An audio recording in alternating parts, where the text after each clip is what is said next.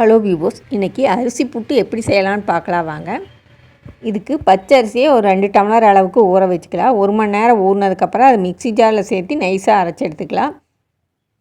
இப்போது ஒரு கடாயில் எண்ணெய் விட்டு கடுகு தாளித்து அதுக்கப்புறம் சின்ன வெங்காயம், பச்சை மிளகா, சின்ன வெங்காயம் ஒரு 10-20, பச்சை மிளகா ஒரு 2-3 சேர்த்து கருவேப்பிலை இருந்தால் அதையும் சேர்த்து நல்லா வதக்கிக்கலாம்.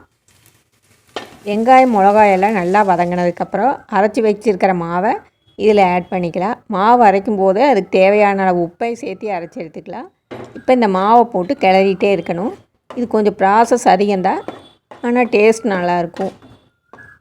இதிலேயே இனிப்பு புட்டு வேணும்னாலும் செய்யலாம், அதுவும் டேஸ்ட் நல்லாயிருக்கும்.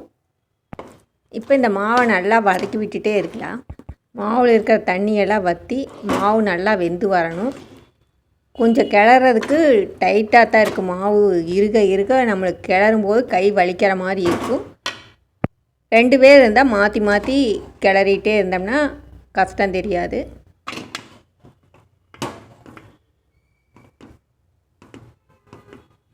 இது மாதிரி மாவு இறுகினதுக்கப்புறம் நல்லா வதக்கிட்டே இருந்தோம்னா அந்த மாவு உதிரி உதிரியாக வரும்.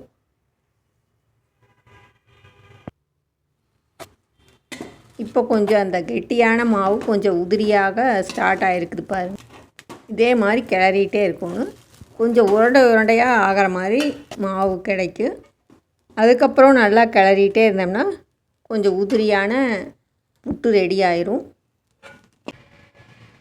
இந்த சின்ன சின்ன கட்டிகளை உடச்சி விட்டு நல்லா கிளறிட்டே வந்தால் சுவையான அரிசி புட்டு ரெடி ஆயிரும். இதை சூடாக தேங்காய் சட்னியோடு பரிமாறிக்கலாம்.